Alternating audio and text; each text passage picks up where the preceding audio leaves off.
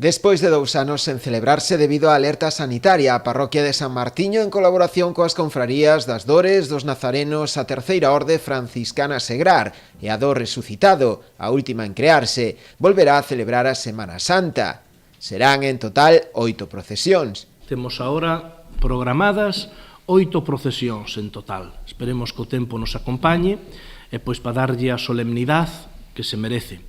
Ademais, pois xa levamos 2 anos sin salir e algún deseo que se nota pois tanto nas cofradías, como nos cofrades, como na xente de a pé. É algo que brota do corazón, que é unha necesidade que sentimos. Non só expresar a nosa fe na igrexa, de portas adentro, senón nas procesións de portas afora, que é unha manifestación pública do que creemos e o que vivimos na Semana Santa. Unha das novidades será a saída por primeira vez da procesión do Cristo da Misericordia, que terá lugar o Mércores Santo. O Cristo da Misericordia é unha talla gótica que temos aquí en San Martín, é un Cristo crucificado na cruz, e chámaselle Cristo da Misericordia ou Cristo Miserere, porque cando había aquí en Noia a cofradía dos clérigos da Inmaculada, que eran sacerdotes todos adscritos a San Martín, viñan a colaborar á parroquia, os venres de Cuaresma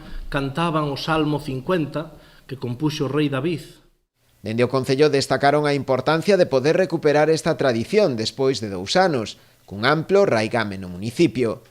O alcalde agradeceu o esforzo e o traballo que desenvolven tanto a parroquia de San Martiño como tamén as 4 confrarías que organizan os diferentes actos relixiosos. E eu quero unha vez máis agradecerlle a don José esa implicación, ese traballo que fai para que estas procesións que se desenvolven ao longo da Semana Santa de Noia pois sexan un éxito tanto no aspecto histórico como no aspecto litúrxico como tamén no aspecto cultural e sobre todo convidar a todas as veciñas e veciños de Noia achegados ou visitantes que participen nas mesmas. A parroquia de San Martiño recupera tamén a fotografía de Uxía Gandarela, gañadora do último concurso de cartéis de Semana Santa celebrado no 2020 para ilustrar o cartel deste ano.